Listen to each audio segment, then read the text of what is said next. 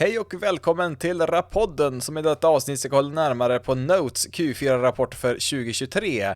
Note är en kontraktstillverkare som tillverkar elektronikbaserade produkter. De designar, tillverkar och erbjuder service på sina produkter. Note har för tillfället ungefär 15 000 ägare på Avanzas plattform, värderas till ungefär 4,3 miljarder och Johan Hagberg är största ägare med 20% av bolaget. För övrigt ovanligt många individer som ligger högt upp här i ägarlistan till skillnad från olika institutioner. Note delar upp sig i 4 olika segment: Industrial, Communication, Medtech och Greentech. I Industrial, som är det största segmentet, där gör man komponenter till exempelvis värmekameror, GPS, hisselektronik, tåg.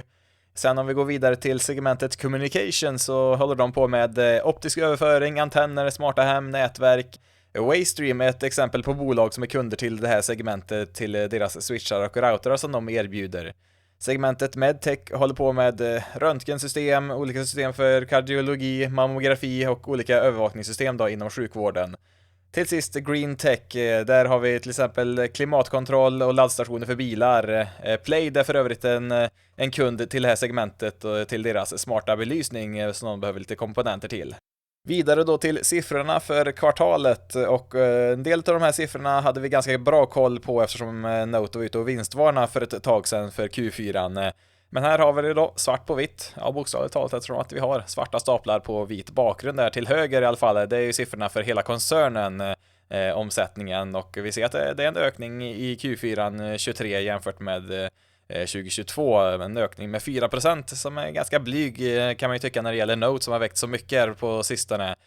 Sen är ju den siffran 15% på helåret är lite bättre, men det är långt ifrån de 40% som man växte både 2021 och 2022.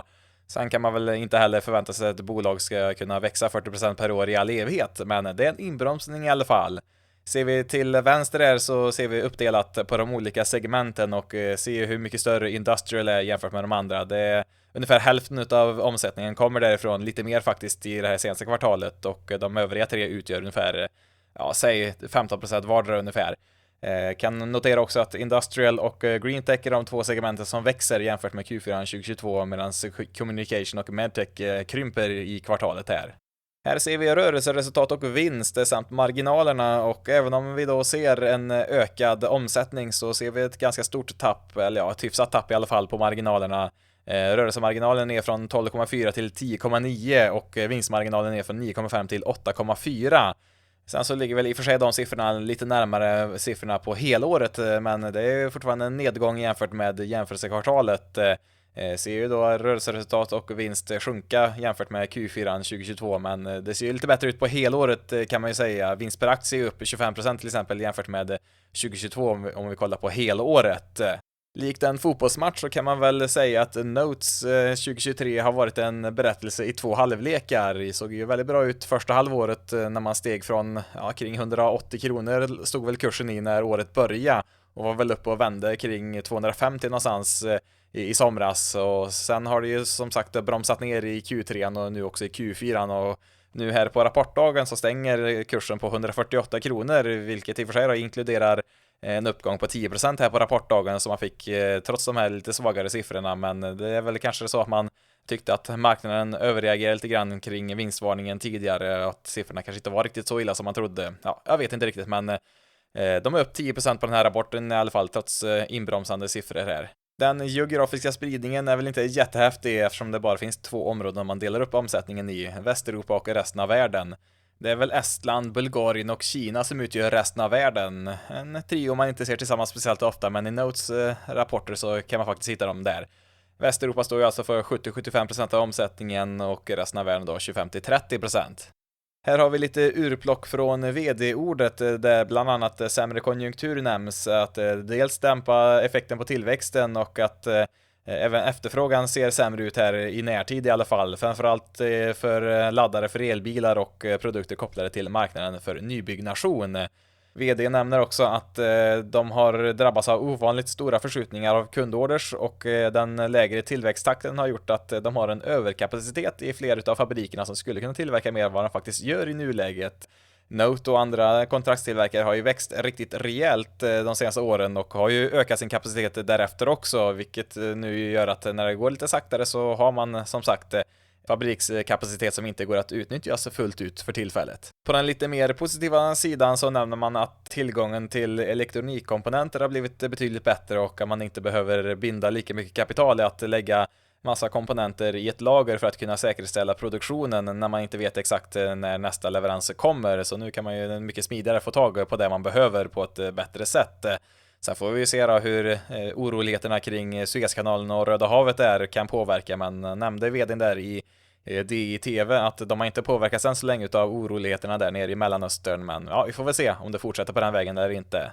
Till sist så har man väl också en liten prognos här för 2024 där man tror att försiktigheten från andra halvan 2023 fortsätter in i 2024 och att det successivt ska bli bättre efterfrågan ju längre året går. Så att även om siffrorna kanske ser inledningsvis lite svagare ut även i första halvåret 2024 så kan de förhoppningsvis då rädda upp det lite bättre för helåret då med starkare siffror under andra halvåret.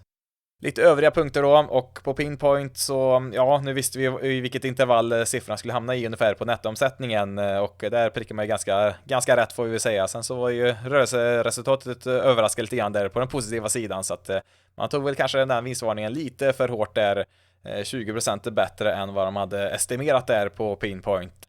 Sen så kunde man läsa en intressant mening här kring utdelningen på första sidan av rapporten. Där stod det att för att säkerställa maximal finansiell handlingsfrihet avser styrelsen att återkomma kring eventuell utdelning eller återköp av aktier för 2023 senast i samband med kallelsen till årsstämman för 2024.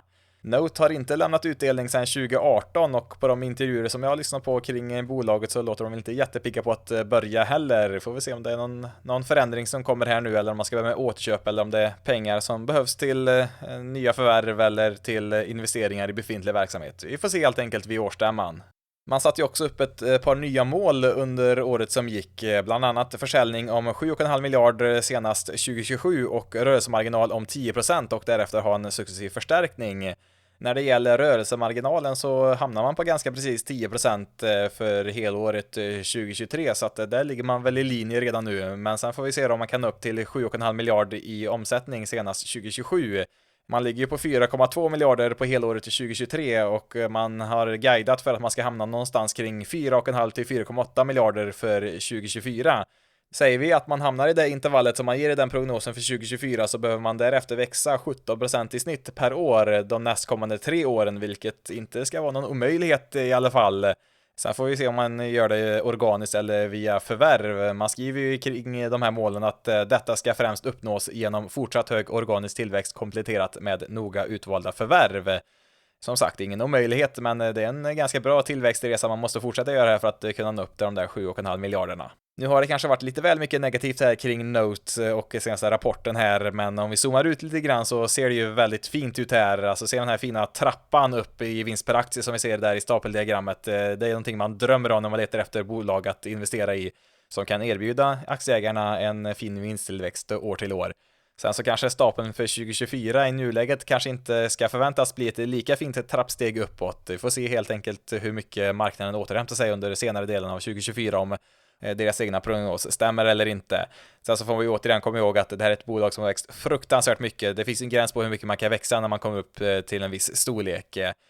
Kursutvecklingen har ju varit helt fantastisk den också. Sen starten på 2019 så är man upp nästan 600% och det är ju medräknat då ett ganska stort tapp som vi ser från toppen där kring 250 kronor från förra sommaren. Men ja, i alla fall upp 10% idag på den här rapporten så att det är väl en bra start för att försöka komma upp på de nivåerna igen. Får vi se hur lång tid det tar.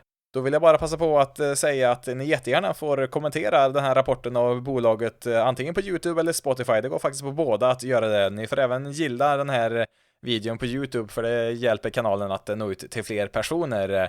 Gillar du innehållet i den här videon så får du jättegärna prenumerera på den här kanalen vart du än nu tittar eller lyssnar på det här. Om ni inte tycker om det så ja, tack för din tid i alla fall.